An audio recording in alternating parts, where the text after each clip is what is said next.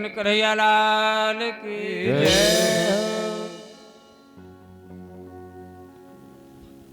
स्मृति रूप संसार में फंसे हुए अन्य लोग जो उद्धार करने में असमर्थ है वह गुरु गुरु नहीं है।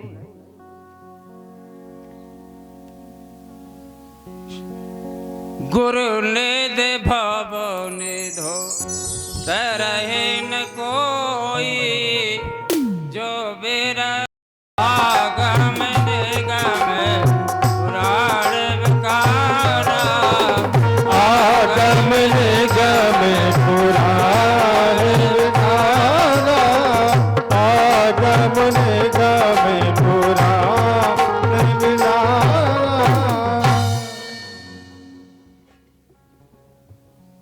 महाराज जी आ रहे हैं, आप लोग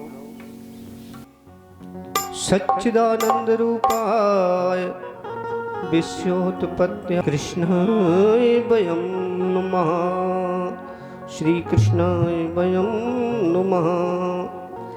ध्यान मूलम गुरुर्मूर्ति पूजा मूलम गुरुपदम मंत्र मूलम गुरुर्वाक्यम मोक्ष मूलम गुरु कृपा। बोले सदगुरु भगवान की जय। सर्वप्रथम पूर्णात्पूर्ण परात्पर सच्चिदानंद घन परम ब्रह्म युगल परमात्मा श्री राजश्यामा जी को सादर वंदन अभिनंदन एवं श्री राधा कृष्ण स्वरूप में श्रीमद्भागवत महापुराण को सादर नमन वंदन अभिनंदन एवं हमारे ब्रह्म मंच पर विराजमान एवं अभी हमारे बीच में महाराज श्री बड़ी सुंदर कथा श्रवण करा रहे थे एवं पधारे समस्त भक्तगण सुंदर साथ एवं हमारा मंची साथी सबको सादर नमन और प्रणाम स्वीकार हो। बोलो सतगुरु महाराज की जय हो। प्यारे सुंदर साथ, समय बड़ा ही अनमोल है। एक घड़ी आदि घड़ी आदि से पुण्य आद तुलसी संगत साधु की हरत कोटि अपराध। समय इतना महत्वपूर्ण है, अगर हमने समय को व्यर्थ में गमाया तो ये जीवन के क्रम जीवन का समय चल रहा है, इसको जिसने पकड़ लिया है, इसका जिसने महत्व समझ लिया है वो आगे बढ़ जाता है। प्यारे, आइए बड़ी सुंदर कथा आप लोग श्रवण कर रहे थे। एक छोटा सा हम भजन बोल रहे हैं, इसके बाद कथा की तरफ। बड़ा सुंदर समय है। मंच पर हमारे परात्पर पूर्ण ब्रह्म परमात्मा भी विराजमान है, श्रीमद्भागवत महापुराण भी विराजित है, क्योंकि न खुले अकेले वेद से न सुसंवेद। ये दोनों रहस्य एक साथ हो जाते हैं तभी ये परम धाम की जो उलझी हुई जो ये अज्ञान अभी तक चल रहा है, खुला नहीं परम धाम का, तो दरवाजा खुल जाता है जब शास्त्रों की साक्षी मिलती है और ब्रह्मवाणी दोनों मिलते हैं। आइए एक छोटा सा भजन।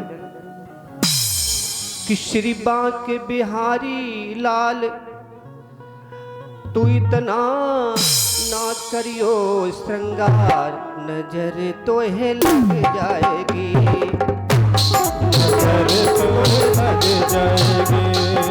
बांके बिहारी लाल तू इतना मत करना श्रृंगार, नजर तो है लग जाएगी मेरे प्यारे, नजर तो है लग जाएगी।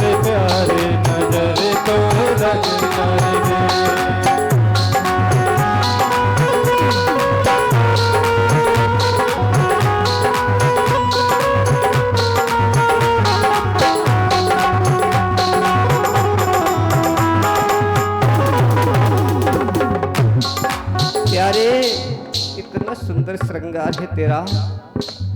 और के बताया है, क्या कहा है? मोर मुकुट तेरे शीश पे सोए, मोर मुकुट तेरे शीश पे सोए, मोर मुकुट तेरे शीश पे सोए, मोर मुकुट तेरे शीश पे सोए।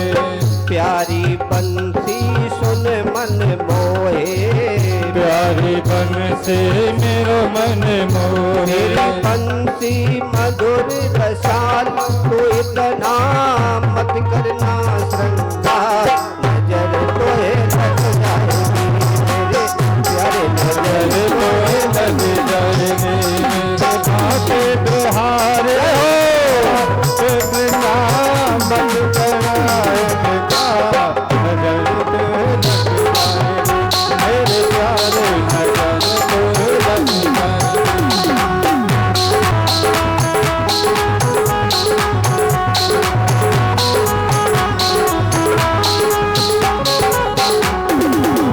पावन में पैजनिया बाजे, पावन में पैजनिया बांधे, पावन में पैजनिया बाजे, पावन में पैजनिया बांधे, पैजनिया बाजे, पैजनिया बाजे, पैजनिया बाजे, पैजनिया बाजे। तेरी टेढ़ी मेरी चाल, तू इतना ना करना श्रृंगार, नजर तोहे लग जाएगी मेरे प्यारे, नजर तोहे लग जाएगी मेरे प्यारे, नजर तोहे लग जाएगी।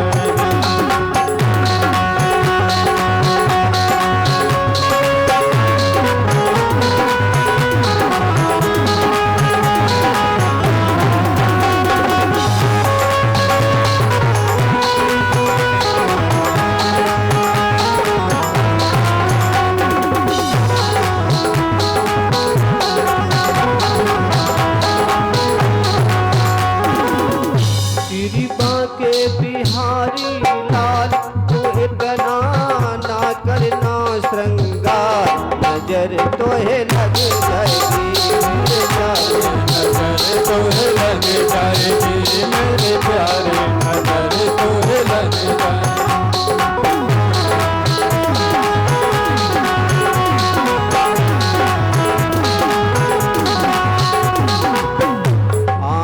बांके बिहारी की अदा है निराली, बांके बिहारी की अदा है निराली, बांके बिहारी की अदा है निराली, बांके बिहारी की अदा है निराली, अदा है निराली तेरी अदा है निराली, अदा है निराली प्यारे, अदा है निराली। अलके प्यारी काली काली, अलके प्यारे काले काले, जाके खल बैजंती माल, इतना किया करो श्रृंगार, नजर तोहे लग जाएगी मेरे प्यारे, नजर तोहे लग जाएगी।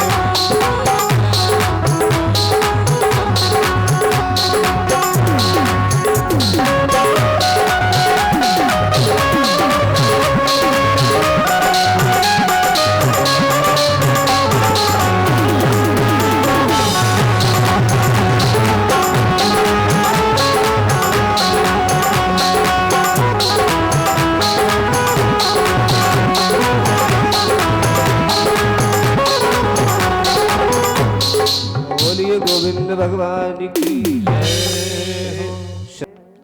आज तृतीय दिन में प्रवेश, अभी आपके समक्ष में हमारे महाराज श्री बड़ी सुंदर कथा का वर्णन कर रहे हैं। महाराज उत्तानपाद और प्रियवत, उत्तानपाद के पुत्र ध्रुव जी महाराज बड़े ही धार्मिक और मात्र 5-5.5 महीना में प्रभु को प्राप्त किया है। प्यारे भक्तों, प्रियवत तो बड़े ही महान थे। इनका ध्यान संसार में नहीं था। ये प्रभु के बड़े पावन भक्त थे, भगवान में ही समर्पित थे। इन्होंने भगवान का इतना चिंतन किया। राज्य की बात आती है, कहा कि राज्य हमें नहीं चाहिए, राज्य नहीं चाहिए, क्योंकि राज्य के चक्कर में अगर पड़ गए तो ये जीवन बेकार हो जाएगा। जीवन तो प्रभु के लिए प्राप्त होता है, जीवन भगवान को प्राप्त करने के लिए मिलता है। अरे जब भगवान प्राप्त हो जाएगा तो सब कुछ ऐश्वर्य, सब कुछ प्राप्त हो जाएगा। और अगर हम संसार के ऐश्वर्य के चक्कर में लगे रहेंगे तो भगवान नहीं मिलेगा और संसार भी नहीं मिलेगा, माया भी नहीं मिलेगी। अगर हम माया के पति को प्राप्त कर लेंगे, अगर भला किसी की पत्नी को हम अपने घर पे बुलाना चाहें तो क्या वो आएगी? जब तक उसके पति को हम नहीं बुलाएंगे। अरे लक्ष्मी तो विष्णु प्रिया है, अगर हम लक्ष्मी को सीधे अपने घर पे बुलाना चाहें तो लक्ष्मी नहीं आती है। जब उनके पति विष्णु भगवान की हम आराधना करेंगे, उनको बुलाएंगे तो लक्ष्मी सादर तुम्हारे घर पे आएगी। लेकिन ये तो और बड़ी बात है, भगवान हमारे तो सदगुरु महाराज कहते हैं जो परमात्मा है, परम तत्व है, अविनाशी सत्ता है, साकार और निराकार में, साकार में जितने भी देवी देवता हैं वो साकार में आते हैं। जितने भी कार ब्रह्म हैं, ब्रह्मा विष्णु महेश दुर्गा गणेश गौरी सूर्य चंद्र, जितने भी 33 कोटि देवी देवता हैं वो साकार में आते हैं। और हमारे सामने जब भी आएंगे तो साकार के रूप में आते हैं।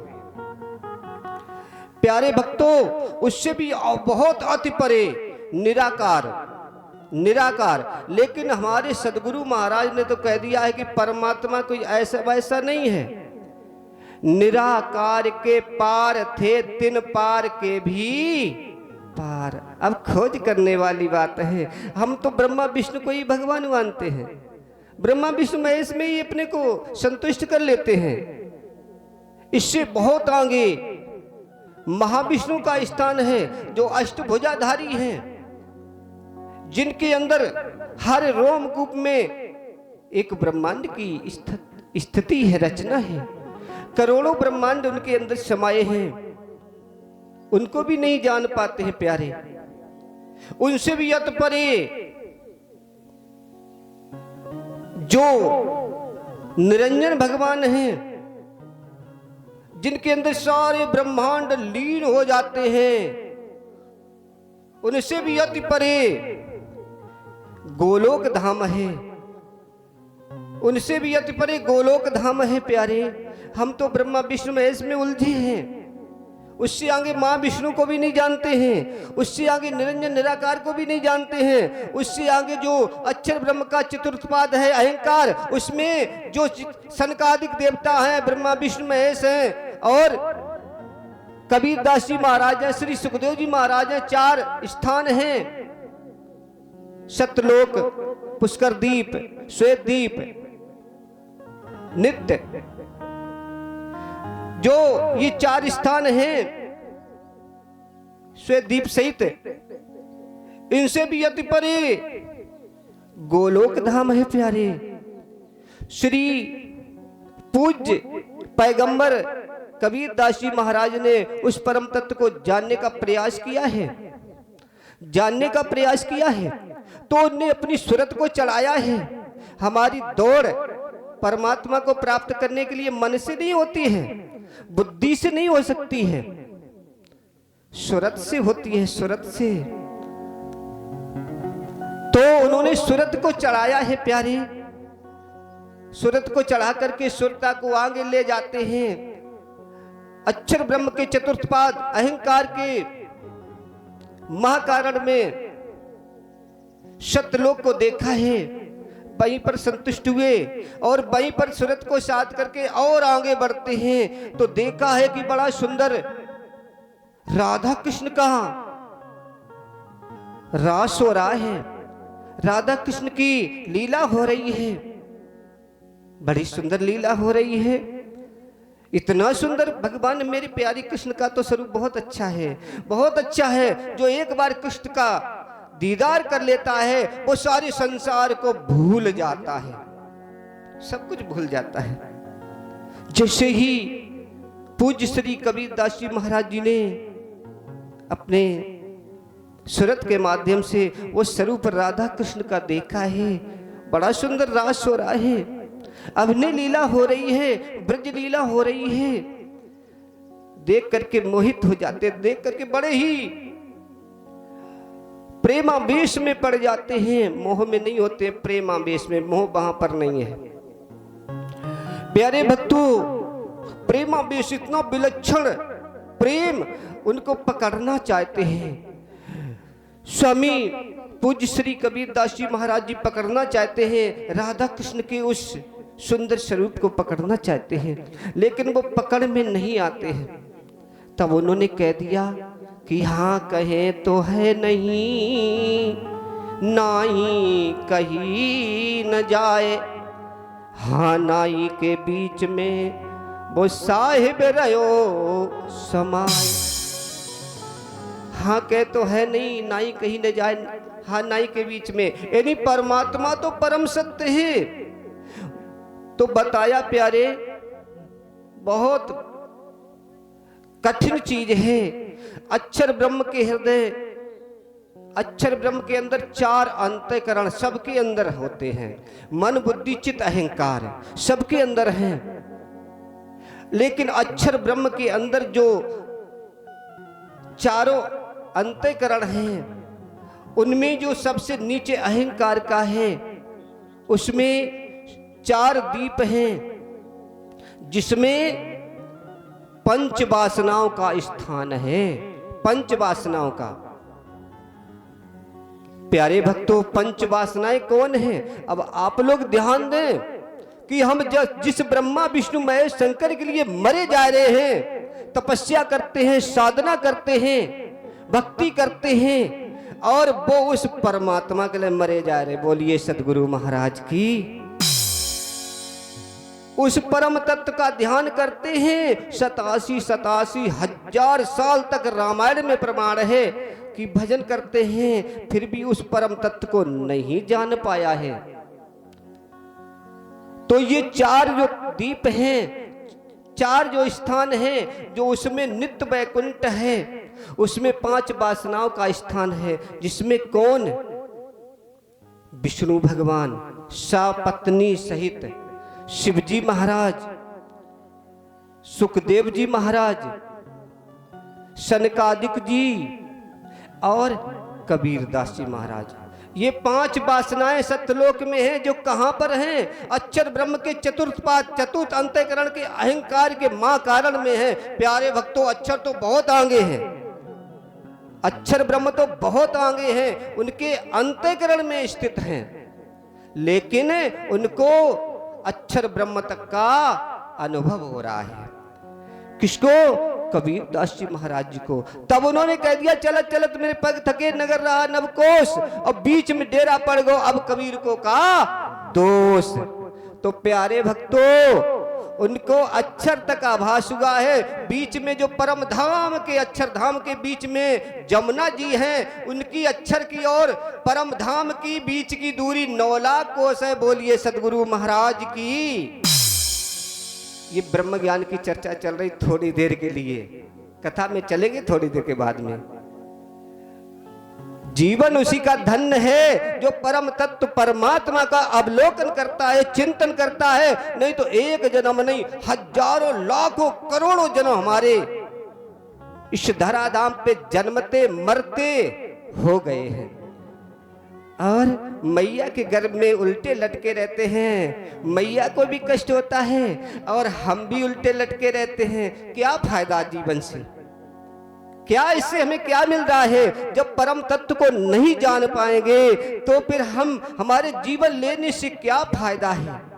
शास्त्र कहते हैं, ऐसान विद्या तपो न दानम अज्ञानम न शीलम गुणो न धर्मा। ते मृत्युलोके भुवि भार भूता मनुष्य रूपेण मृगास चरंती। प्यारे भक्तों, ऐसान विद्या तपोन दानम ज्ञानम न शीलम, जिसके पास यश भी नहीं है, विद्या भी नहीं है, ज्ञान भी नहीं है, संतोष भी नहीं है, क्षमा भी नहीं है, ये जिसके पास सद्गुण नहीं है, उसका जीना संसार में ऐसे है जैसे मनुष्य रूपी मृगास, यानी जैसे जो है जानवर अपना पेट भर लेते हैं, ऐसे इस धराधाम पे हमारा भी जीवन है प्यारे। इसलिए प्यारे भक्तों, आगे बढ़ो, हमें आगे बढ़ना है। तो प्यारे भक्तों, कबीरदास जी महाराज से भी अति परे, क्योंकि कबीरदास कौन सी लीला में है? वास्तव की लीला गोलोक धाम है, उसकी प्रतिभास की लीला में कबीरदास जी का स्थान है प्यारे। अब आप लोग समझ लीजिए, हमें वास्तविक में अगर जाना है तो नित्य गोलोक धाम का अवलोकन करना है, और अखंड लीला में जाना है, पूर्ण लीला में तो परम धाम का अवलोकन करना। बोलिए सदगुरु महाराज की। और वो कौन कराएगा? वो कौन कराएगा? सतगुरु नहीं कराएंगे, गुरु नहीं कराएंगे। गुरु की ना देह का, ध्यान रखना, गुरु की ना देह का, सदगुरु चीना नाय, और भवसागर के बीच में फिर गोता। अरे गुरु तो शरीर के होते हैं, गुरु तो कई प्रकार के होते हैं, माता पिता भाई बंधु चाचा भतीजे बुआ, और शिक्षा गुरु। इसके बाद सतगुरु सत्य का ज्ञान करा देता है। जितने भी आज पैगंबर हुए, जितने भी पैगंबर, हजारों पैगंबर हुए हैं, वो सतगुरु बन के आए हैं। उन्होंने अक्षर ब्रह्म तक का अवलोकन कराया है प्यारे। लेकिन सदगुरु अभी तक, सदगुरु तो मेरा श्याम जी, सदगुरु मेरा श्याम जी, सदगुरु ब्रह्मानंद है। ध्यान रखना, सदगुरु तो डायरेक्टली परमात्मा, सदगुरु कोई दूसरा हो ही नहीं सकता है। वही सदगुरु इस धराधाम पे आया है प्यारे, और वो आज के लगभग 400 साढ़े 400 साल पहले आया है डायरेक्टली परम धाम से। अब आप लोग विचार करेंगे कि परम धाम तो अखंड है, अनादि है, अनंत है, असीम है, वहां से आना जाना होता ही नहीं। ये बात सत्य है, परम धाम से आना जाना नहीं होता है। लेकिन परम धाम से हम आए भी तो नहीं है, परम धाम से नहीं आए, आए परमई धाम से, लेकिन शरीर नहीं आया है। जो परम धाम में मेरा नूरी शरीर है, पर आत्म रूपी शरीर है, वो नहीं आया है, वो तो अखंड है, वहीं पर, वहां से आना जाना होता ही नहीं। तो क्या आया है? मेरी सूरत आई है, मेरा ध्यान आया। बोलिए सदगुरु महाराज की। ध्यान आया है प्यारे भक्तों। जिस समय हम सब परम धाम में थे, अक्षर ब्रह्म वहां जाते, अक्षर ब्रह्म को देख करके हम सब ने विचार किया, ये कौन दूसरा पुरुष है? अक्षर ब्रह्म आए हैं, राज्य के दर्शन करते हैं, चले जाते हैं। एक बार राज्य की कृपा से हमने देखा, अक्षर ब्रह्म जैसे राज्य है वैसे अक्षर ब्रह्म है, सेम है, क्योंकि एक ही परम धाम में रहने वाले हैं। हमने अपने प्रीतम से पूछा, राज्य अक्षर अतीत परमात्मा से पूछा, हे प्रभु ये कौन है? कहा कि ये दुख दिखाने वाले हैं, दुख का रूप ब्रह्मांड बनाने वाले हैं। तो परम धाम में हमने दुख देखने की इच्छा की थी प्यारे। तो राज्य ने क्या किया, जब कई बार मना किया, तो उन्होंने, जब हम लोगों ने राज्य की इच्छा से, क्योंकि वहां पर द्वैत भावना है नहीं, जैसी राज्य कराते वैसे ही सब कुछ है, तो राज्य ने मेरे अंदर जिज्ञासा उत्पन्न की कि हम दुख रूपी ब्रह्मांड अक्षर ब्रह्म का खेल देखना चाहते हैं। तो राज्य ने मेरे ऊपर सत स्वरूप का आवरण डाला। बोलिए सदगुरु महाराज की। मोह का आवरण नहीं डाला, सत स्वरूप का आवरण डाला। अरे बड़ी विलक्षण ये भागवत और ये वाणी में जो कुछ आनंद है, बड़ा ही विलक्षण है प्यारे। इसलिए हम परम धाम में बैठे हुए देख किसको रहे? अपने प्रभु को देख रहे, लेकिन ध्यान संसार में आ गया है। अब आप लोग विचार करें कि ध्यान संसार में कैसे आया है। तो आप लोग यहाँ सामने बैठे हैं, मंच की तरफ देख रहे हैं। अगर पीछे से कोई सर्प निकल जाए, हाथी घोड़ा निकल जाए, तुम्हारा शुद्ध भाव इसमें लगाए तो तुम्हें पता नहीं लगेगा, क्योंकि तुम्हारा ध्यान इधर है। तो वहां पर 25 बच्चों के आनंद में हम लोग रमण करते थे। परमानंदमय है। परम धाम कोई साधारण बात नहीं है प्यारे, लेकिन मेरा ध्यान संसार में आ गया, परम धाम को भूल गए और संसार की माया में इतने ग्रसित हो गए, अपने प्रभु को भी भूल गए। बोलिए सदगुरु महाराज की। तो मेरे स्वयं पूर्ण ब्रह्म परमात्मा हमें जगाने के लिए आए हैं इस धराधाम पे। सदगुरु महाराज बन के आए, जिसका प्रमाण श्रीमद् भागवत में 11वें स्कंद में आता है। आगे चल के व्याख्या करेंगे, क्योंकि हमारे सदगुरु कोई साधारण बात नहीं है। स्वयं परमात्मा स्वरूप है, राधा रानी के स्वरूपा है, राधा रानी के अंदर आए हैं, सुंदरा सखी के अंदर आए हैं। ये ज्ञान अखत है प्यारे। अब आप लोग जिसके पास तारतम्य नहीं होगा, वो ये सोचते हुए पता नहीं क्या बक रहे हैं, ऐसा ही सोचते होंगे। लेकिन ये ब्रह्म ज्ञान है। सुन सुन सदगुरु बानी भई में दीवानी, ये अखत ज्ञान है। वेद थके ब्रह्मा थके, थकिए शेष महेश। समझ लीजिए आप लोग, हम जिसको वेद को सर्वे सर्वा मानते हैं, गीता को सर्वे सर्वा मानते हैं, ये सभी थक गए। वेद थके ब्रह्मा थके, थकिए शेष महेश, और गीता को जा गम नहीं बोई सदगुरु को देश। तो प्यारे भक्तों, ये थोड़ा ब्रह्म ज्ञान की झलक आपके सामने। आइए अब श्रीमद् भागवत की तरफ चलते हैं। ब्रह्मा जी से स्वयंभू मनु शत्रुपा, उनसे प्यारे भक्तों उत्तानपाद प्रियवत, उनके ही आगे अभी महाराज जी वर्णन कर रहे थे।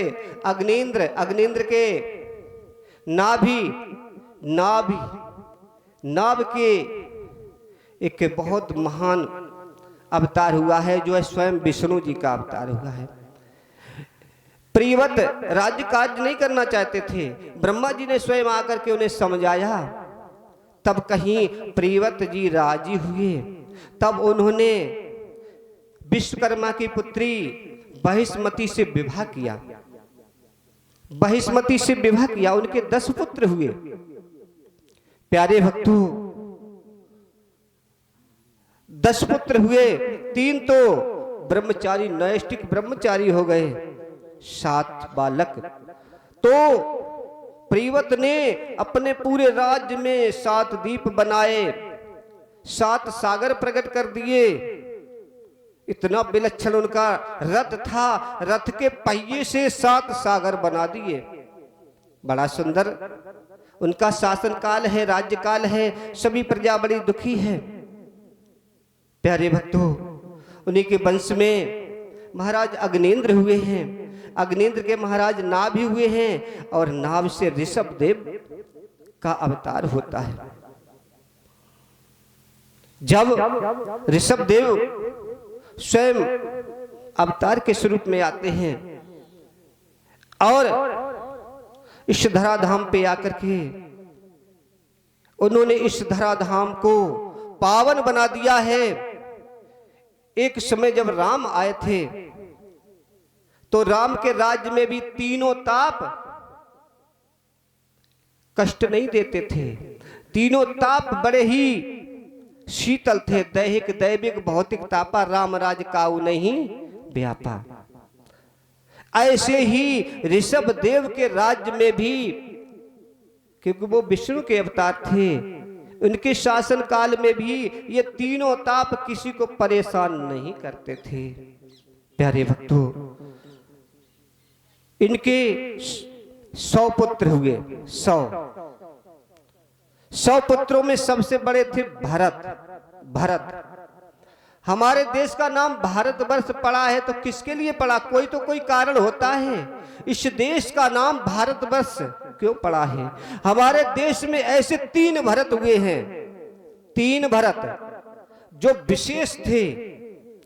एक तो महाराज राम के छोटे भैया दशरथ पुत्र भरत जी, दूसरे शकुंतला दुष्यंत नंदन, जो शकुंतला और दुष्यंत के जो पुत्र हैं उनके नंदन हैं भरत जी। छोटे ही थे, बिल्कुल छोटे थे तो शेर के दांत गिर रहे थे। तीसरे ये हमारे विष्णु अवतार के पुत्र श्री भरत जी महाराज। ये भरत जी की कथा तो बड़ी विलक्षण है, इसमें आत्मज्ञान भरा पड़ा है। भरत जी प्यारे भक्तों, भरत जी महाराज 100 भाइयों में श्रेष्ठ थे। उनका ध्यान संसार आकर्षित नहीं कर सकता था, लेकिन राजा थे, शासन काल उनके हाथ में था। जब भरत जी महाराज राजकाज करते हुए उन्होंने विचार किया कि समय बीता जा रहा है, समय बीत रहा है, क्योंकि समय किसी का इंतजार नहीं करता है। समय किसी का इंतजार नहीं करता। जिसने समय को पकड़ लिया वो तो महान बन जाता है, और जिसने समय को नहीं समझ पाया वो फिर उसका जीवन बेकार चला जाता है। शासन हाथ में आया, पूरी प्रजा में आनंद की लहर है, पूरी प्रजा बड़ी प्रसन्न है, सभी सुखी हैं, किसी प्रकार का दुख नहीं है। प्यारे भक्तों, जो राजा अच्छा होगा तो प्रजा भी अच्छी होगी। जब राजा धूर्त होगा, राजा नीच होगा, राजा कामी क्रोधी होगा तो प्रजा भी उसकी अच्छी नहीं होगी। महाराज भरत राज्य कर रहे हैं, सभी प्रजा बड़ी सुखी है, लेकिन जब समय बीत रहा है, समय बीत रहा है, देखो एक समय की भी सीमा होती है। हमारी उम्र निश्चित की गई है 100 साल की, जिसमें 4 आश्रम हैं,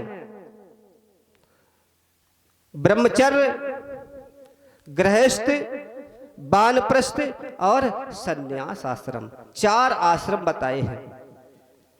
अब तो खैर नहीं, आज के बहुत समय पहले गुरुकुल हुआ करते थे। प्रयास करते हैं, भरत है जंगल की तरफ चले जाते हैं। भरत जी महाराज जंगल की तरफ जा करके जंगल में एक कुटी बनाते हैं, वहीं पर बड़े प्रेम से प्रभु का चिंतन करते हैं, भगवान का भजन करते हैं।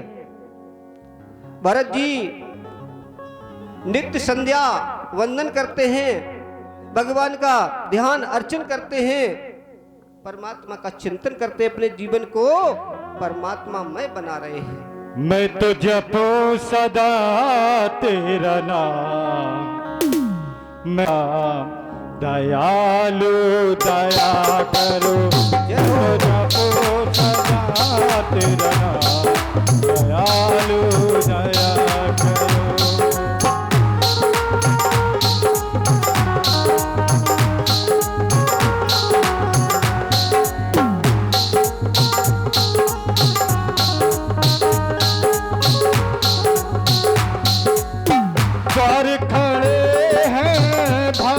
तुम्हारे द्वार खड़े हैं भक्त तुम्हारे, अपनी दया के खोलो द्वारे, अपनी दया के खोलो द्वारे।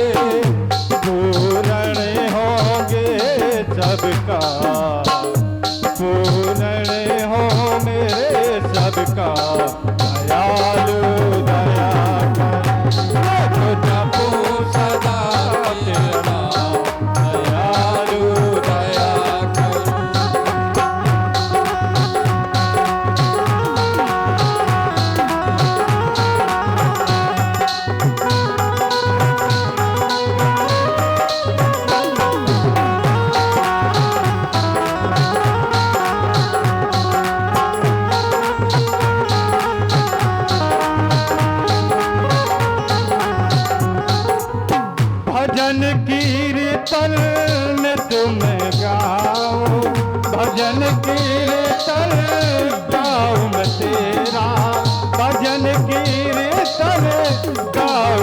तेरा, नित उठ ध्यान लगाऊं मैं तेरा, नित उठ ध्यान लगाऊं मैं तेरा। कृष्णा कृष्णा सिया, कृष्णा कृष्णा घनश्याम, दयालु दया करो, मैं तो जपो सदा तेरा नाम, दयालु दया करो।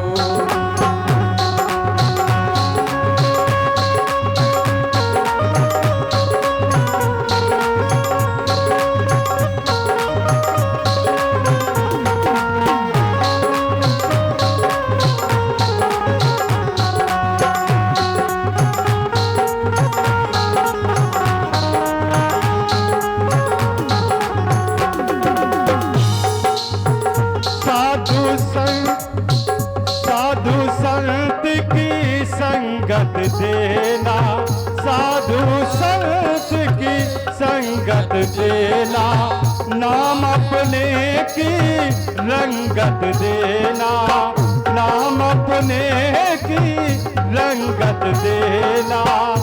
मुझे दास बना लो घनश्याम, ओ मुझे दास बना लो घनश्याम, दयालु दया कर, मैं तो जपो सदा तेरा नाम, दयालु दया कर।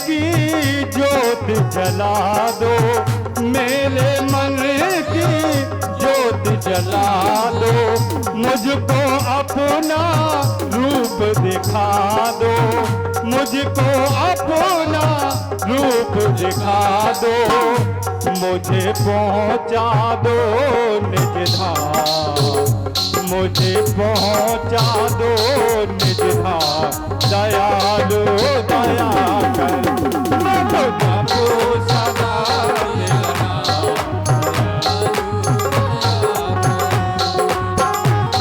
दयालु दया करो, कृपालु कृपा करो, दयालु दया करो, कृपालु कृपा करो, मैं तो जपो सदा तेरा नाम, दयालु दया करो, मैं तो जपो सदा तेरा नाम, दयालु दया करो, मैं तो जपो सदा तेरा नाम, दयालु दया करो, मैं तो जपो सदा तेरा नाम, दयालु दया करो। बोले सदगुरु महाराज की जय हो। प्यारे भक्तों, भरत जी जंगल में जाकर के प्रभु का भजन करते हैं। समय बीतता गया। एक समय भरत जी ने देखा एक हिरन पास में ही जल पान कर रहा था। अचानक शेर ने गर्जना दी है। हिरनी जलपान कर रही थी और शेर ने जैसे ही भयंकर गर्जना की है,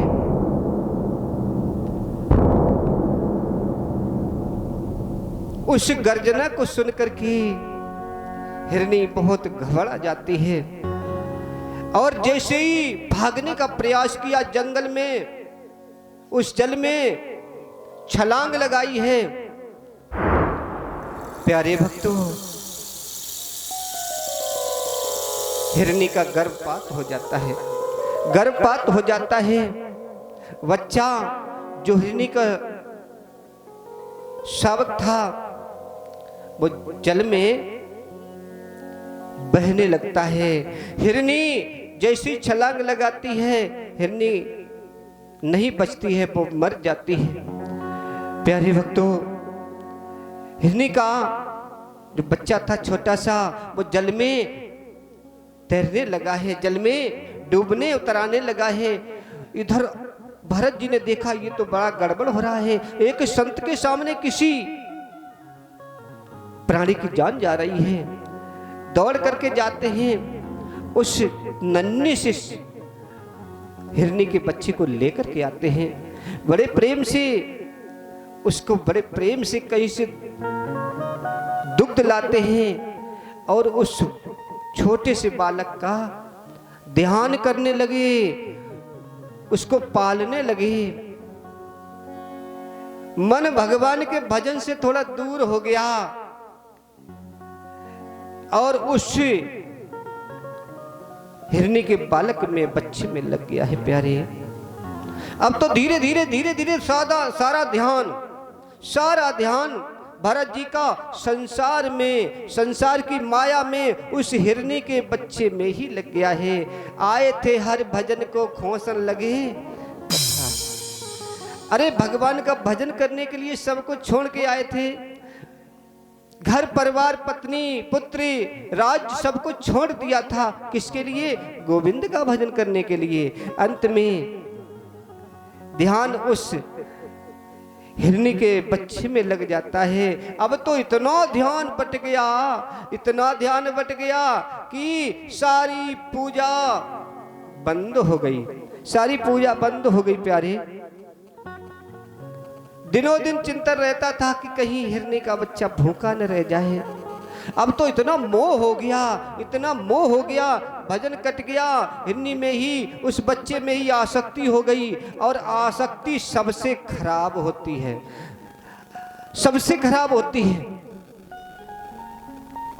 धीरे धीरे मनुष्य आसक्ति में, मोह में इतना बंधता चला जाता है, उस परमात्मा को भूल जाता है। परमात्मा तो दूर की बात, अपने को भी भूल जाता है, अपने को भी भूल जाता है कि मैं कौन हूं। अपने ब्रह्मास्म स्वरूप, अपने परम आत्म की जो स्वरूप है, उसको भी भूल जाता, अपनी आत्मा को भी भूल जाता है। प्यारे, बड़े उस हिरनी के बच्चे में मोहित हो गए।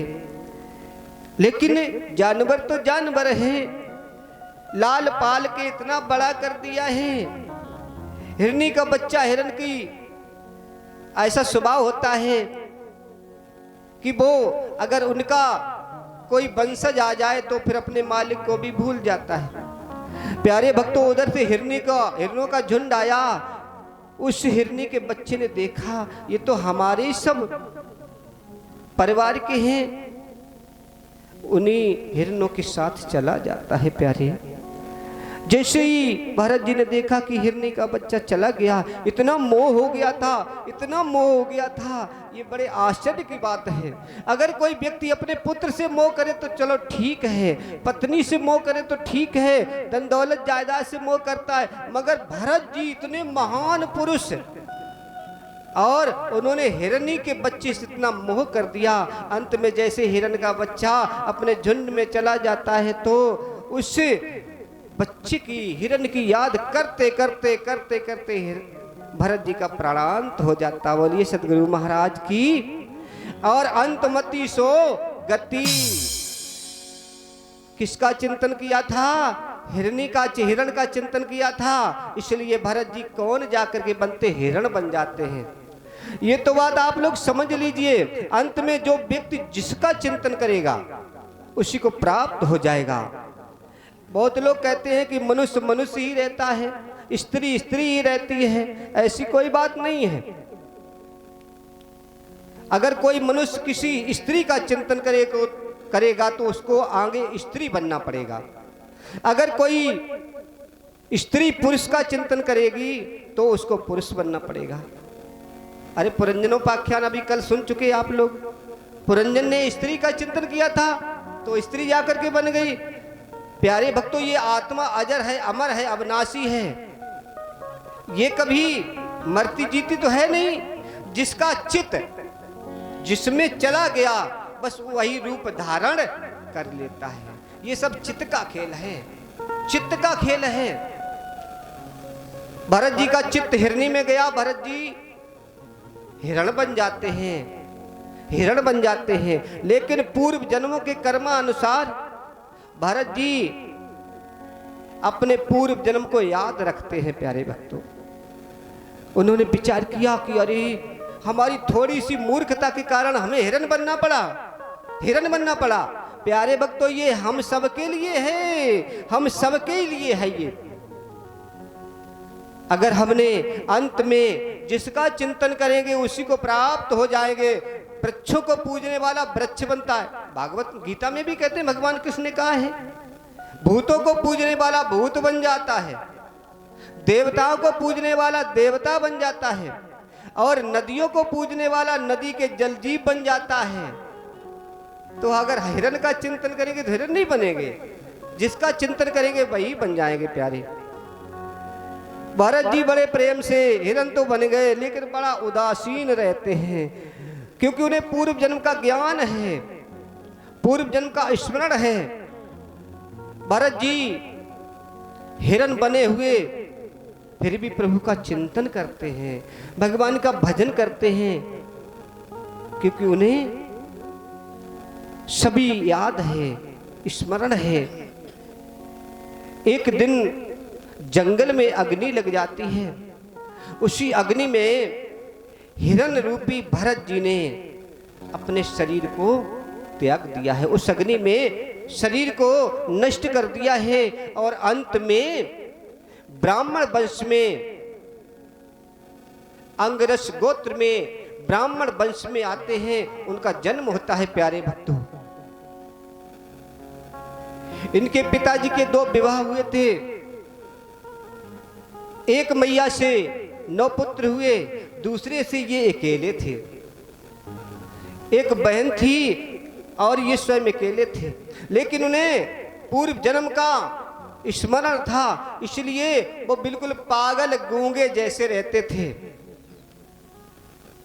बिल्कुल न किसी से बोलना, न किसी से कुछ कहना। अब तो घर वाले यही सोचते ये तो पागल है, पागल है, लेकिन ये परमहंस का स्वरूप था।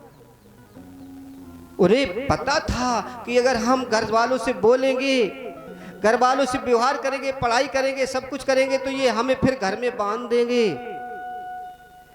ठीक है, हमने पढ़ लिया। एक दिन उनके पिताजी ने कहा, लाला गायत्री मंत्र याद कर लीजिए। गायत्री मंत्र, गायत्री मंत्र, ओम भूर्भुवः स्वः तत्सवितुर्वरेण्यं भर्गो देवस्य धीमहि धियो यो नः प्रचोदयात्। गायत्री मंत्र याद कर लीजिए। इनका नाम प्यारे भक्तों भारत से यहां भी भरतई पड़ा है, भरतई नाम पड़ा है।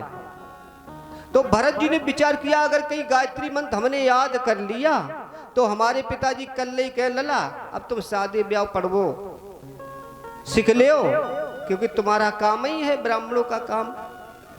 भरत ने विचार किया, पिताजी हमें मोह के संसार में कर्मकांड में बांध देंगे। अंत में उन्होंने गायत्री मंत्र को भी नहीं, जबकि मालूम था, पिताजी को नहीं सुनाया, पिताजी को नहीं सुनाया है। पागल बहरे गूंगे जैसे रहते हैं।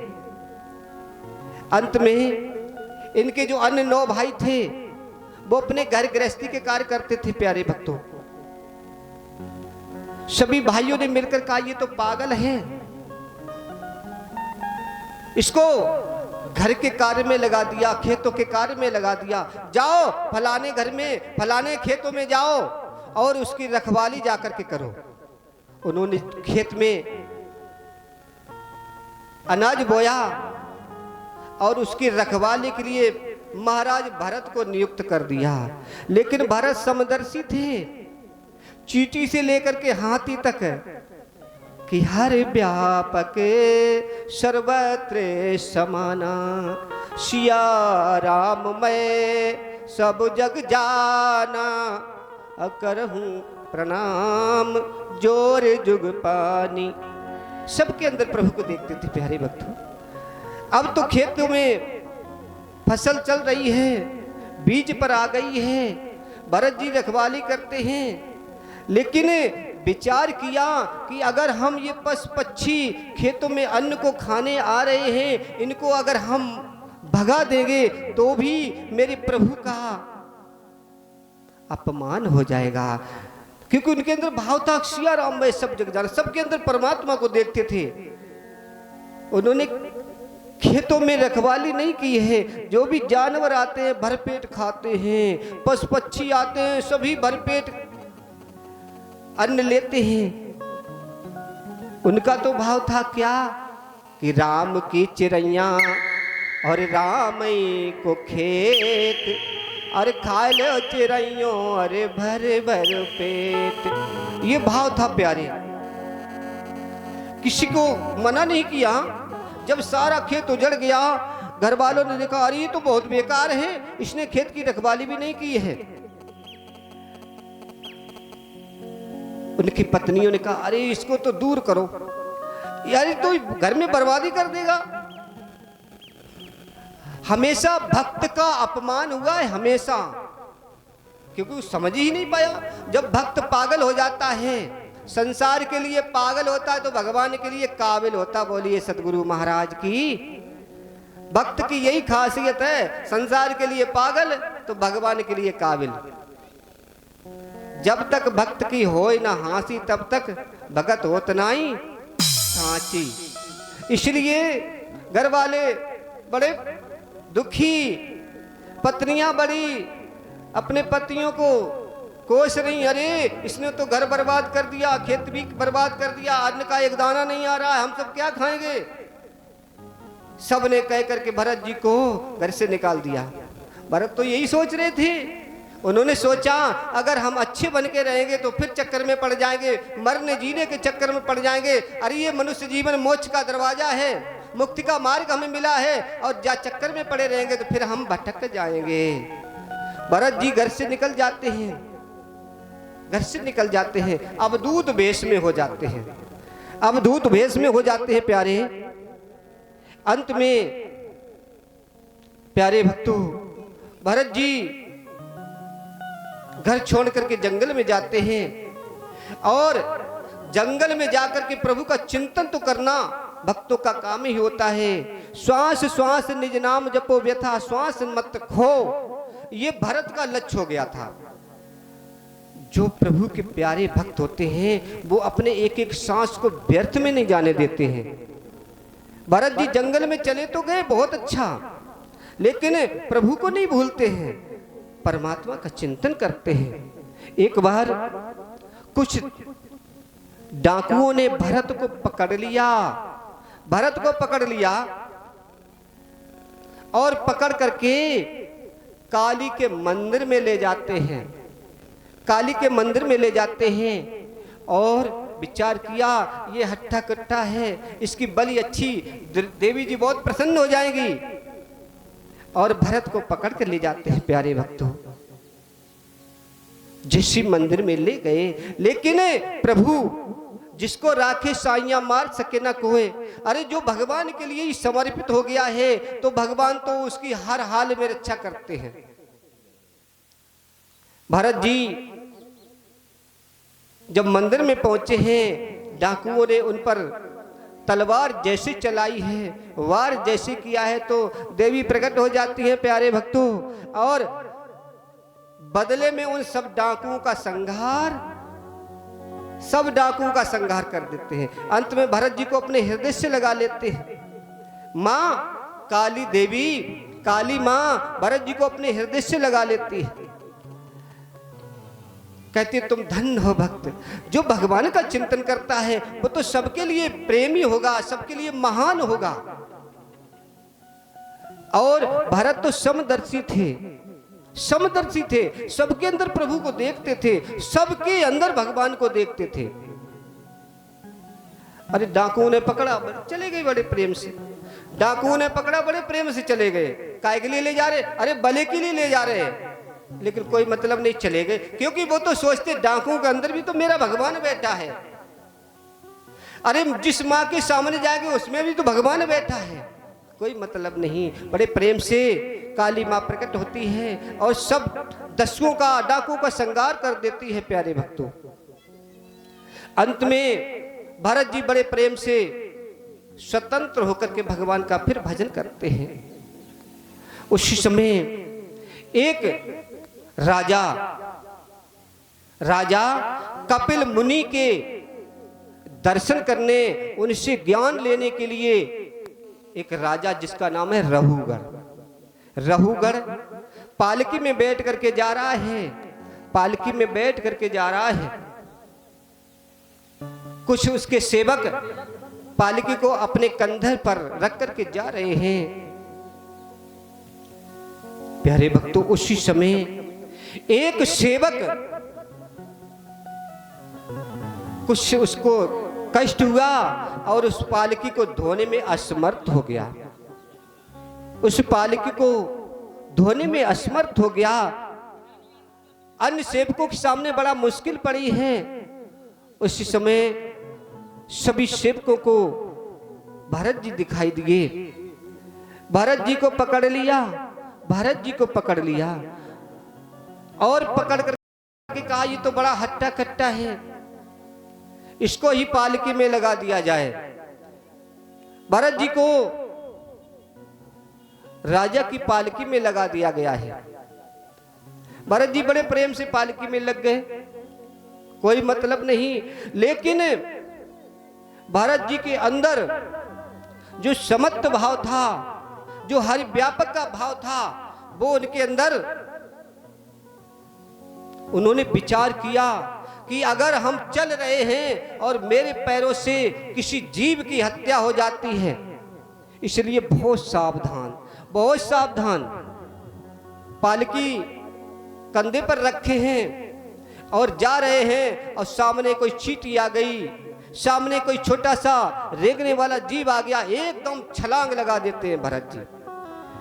भरत जी छलांग लगाते हैं और जैसे ही छलांग लगाते हैं तो उस पालकी में रहुगढ़ महाराज बैठे हैं, तो रहुगढ़ का सर पालकी के ऊपर बांस में लगता है। पालकी के ऊपर बांस में लगता है। अब राजा को बड़ा कष्ट हो रहा है, सर पालकी के बांस में लग रहा है। उन्होंने अपने सेवकों को सावधान किया है, अरे सेवकों क्या बात है, ऐसे पालकी धोई जाती है। सेवक तो जानते थे महाराज हैं, लेकिन भरत समदर्शी थे, उन्हें महाराज से और समान से क्या मतलब है, वो तो सबको भगवान का स्वरूप ही मानते हैं। सेवकों ने कहा, प्रभु महाराज एक नया यहाँ पर एक सेवक आया है, ये नहीं सही काम कर रहा है, ये नहीं सही काम कर रहा है। उसी समय महाराज रहुगढ़ ने मजाक करते हुए, हंसी करते हुए भरत जी का अपहास किया। अरे भैया, आप तो वैसे पतले दुबले हो, आप देखने में बहुत दुबले हो, पतले हो, आप ये पालकी धोते हो, बड़ा कष्ट हो रहा है। मतलब कई प्रकार से अपहास किया, बहुत प्रकार से ताने माने मारे हैं। तुम्हें हम बहुत उचित, कहने लगे तुम्हें उचित सजा देंगे, दंड देंगे, देखने में बहुत मोटे ताजे लगते हो, क्या खाते हो, बुद्धि नहीं है, बहुत ताने मारे हैं। भरत जी ने कहा, ये राजा तो है मगर इसके अंदर अभी विवेक नहीं है, विवेक नहीं, ये समझ नहीं पा रहा है, ये ऐसे बोलता चला जाएगा। तो भरत जी ने विचार किया, इसको थोड़ा जवाब देना चाहिए, कुछ जवाब देना चाहिए। प्यारे भक्तों, भरत कहने लगे, राजन तुम्हें ये नहीं मालूम है कि जो मोटा शरीर है, दिखाई देने वाला जो मोटा शरीर है, इसके अंदर जो आत्मा है, तो आत्मा और शरीर से कोई मतलब नहीं है। अरे आत्मा तो अजर अमर अविनाशी है। राजा कहने लगा, तो मैं तुम्हें सही कर दूंगी, सही कर दूंगा, मतलब इतनी सजा दूंगा कि सही हो जाओगे। तो कहने लगे, तो हमें कितना भी मारो, मगर जो मेरी आत्मा है वो चैतन्य है, उसको तुम कभी सुधार नहीं सकते हो। ये शरीर है, कितनी भी इसको सजा दी जाए, वो तो शरीर नश्वर है, शरीर नश्वर है। प्यारे भक्तों, बहुत ही विवेक की जब बात कही है, बहुत सी बातें कही हैं। तो राजा सोचने लगा, ये तो कोई महान विभूति है, ये कोई महान पुरुष है जो ऐसी समदर्शी बात करता है कि आत्मा अजर अमर अविनाशी है। जो कुछ भी शरीर सजा दी जाती है वो शरीर तक ही सीमित है। आत्मा अजर है, अमर है, अविनाशी है, अखंड है, अनादि है। इसको सजा दे करके तुम्हारा प्रयत्न विफल जाएगा।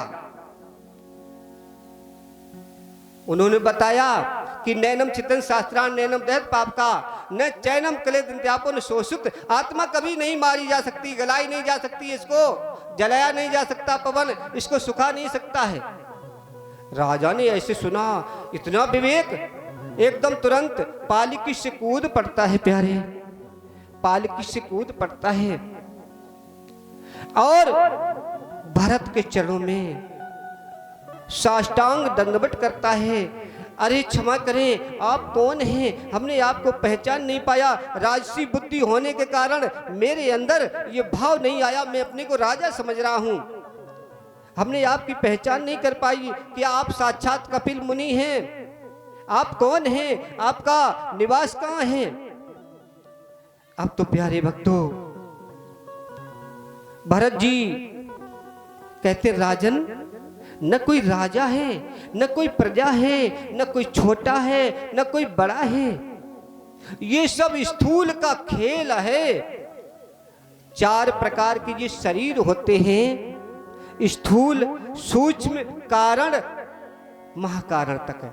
तो ये स्थूल सूक्ष्म विशेष जो है, ये हमारा दिखाई देने वाला जो शरीर है स्थूल, ये 5 तत्वों से बना है। सारा खेल इसी का, यही राजा है तो यही प्रजा है, तो यही जो कुछ भी ये जो दिखाई देता है इसी का यश है, इसी की कीर्ति है, इसी को मान है, इसी का अपमान है, इसी की बड़प्पनता है। राजन, तुम अपने को राजा मान रहे हो, तुम अपने को राजा मान रहे हो? नहीं, तुम अपने जो सर पे ताज पहने हो, जब खोपड़ी हाड़ मांस की खोपड़ी पे, ये इससे आत्मा का कोई संबंध नहीं है, इससे आत्मा को कोई संबंध नहीं है। बड़े समझाते हैं, बहुत गहराई से।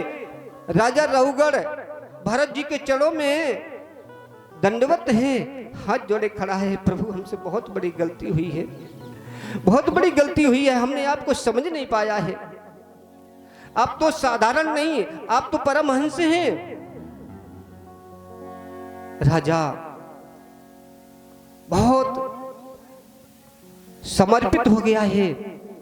उसी समय महाराज भरत जी ने बड़ा गहराई से आत्मज्ञान दिया उन्हें, बहुत गहराई से, कि ये मनुष्य जीवन क्षण भंगुर है, ये काम क्रोध लोभ मोह अहंकार के चक्कर में पड़ा है। इसने मोह में अपना घर परिवार बना लिया है, पुत्र बंधुओं से पत्नी से इतना मोहित हो गया है, आसक्त हो गया है कि सब कुछ भूल गया है, सब कुछ भूल जाता है और भूल करके इतना ग्रसित हो जाता है, आवागमन के चक्कर में पड़ जाता है, माया के चक्कर में पड़ जाता है और बार बार जन्म और मरने का क्रम शुरू हो जाता है। बार बार जन्म और मरण का चक्कर ये स्वयं धारण करता है। आत्मा तो अजर है, अमर है, अविनाशी है, लेकिन जो ये हमने मन के विकार लगाए, अपने ऊपर कर्तापन का दोष लगाया है, ये कर्तापन ही हमें कर्म बंधन में बांध देता है। प्यारे भक्तों, बड़ा ही समझाया है और 5 मिनट के बाद में हम व्यास जी को स्थान देंगे, क्षमा चाहेंगे, थोड़ी बात रह गई है। तो बड़े प्रेम से जो है समझा रहे हैं संवाद में, कि समझाने लगे हैं, हे राजन, कि ये हाड़ मास की और काया है। राजन सुनो, जिस पर तुमने घमंड किया है इसके बारे में तुम्हें अभी पता नहीं है कि ये हाड़ मास की और काया है, इसका कुछ नहीं ठिकाना है। और इसमें है ये मन प्रबल बड़ा, क्या तुमने ये पहचाना है?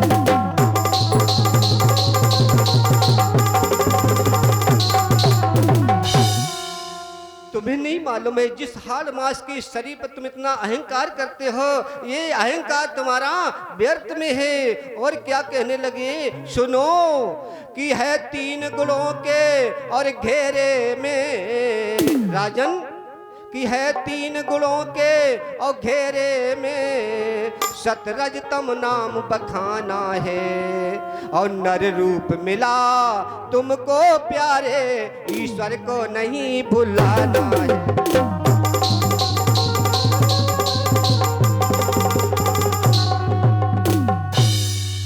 अरे ये मनुष्य जीवन तुम्हें भगवान की भक्ति के लिए मिला है राजन, जिस पर तुमने इतना अहंकार कर लिया है। और सुनो, अविनाशी सत्ता है प्रभु की, जो पूर्ण ब्रह्म परमात्मा है वो अविनाशी सत्ता में स्थिर है, कि अविनाशी सत्ता है प्रभु की, उसका मत भूल ठिकाना है, और हम सभी अंश उस ईश्वर के, फिर जग में क्यों भरमाना।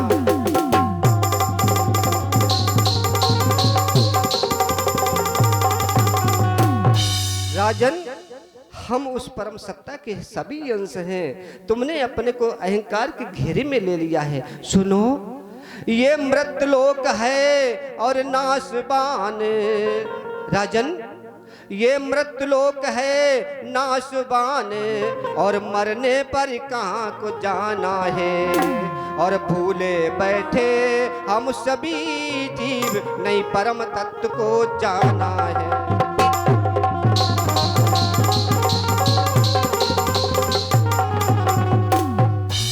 अरे उस परमात्मा को भूल करके संसार की माया में, इस संसार के मोह में इतने जकड़ गए हैं, उस परमात्मा को भूल गए। राजन, अपने को जानो तुम कौन हो। और क्या कहा है कि 2 पुरुष बताए, और गीता में,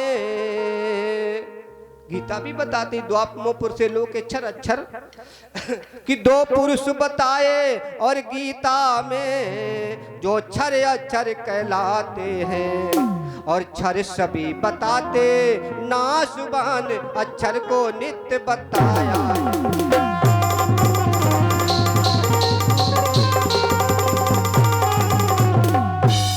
प्यारे भक्तों, हमारे पैगंबरों ने क्षर अक्षर को बताया है, अक्षर ब्रह्म तक बता दिया। लेकिन अब सदगुरु की ब्रह्म वाणी की बात आ रही। 3 प्रकार की विद्याएं होती हैं, अपरा, परा और ब्रह्म विद्या। तो अब गीता में ब्रह्म विद्या की बात करें, भाई हमारे सदगुरु महाराज ने बताया क्या, कि इससे भी न्यारा एक पुरुष, राजन ये क्षर अक्षर इन दोनों से अति परे अक्षरातीत परमात्मा है, जो उत्तम पुरुष परमात्मा वही परम धाम का है, वही एको ब्रह्म है, उसी को जानना है। कि इससे भी न्यारा एक पुरुष जो श्री कृष्ण बतलाया है अलख अगम से भी न्यारा, वेदों ने पार न पाया है।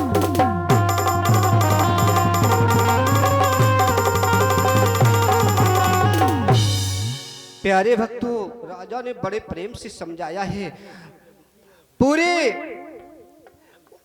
आत्मा का और शरीर का, मन का, बुद्धि का सब कुछ ज्ञान दिया है।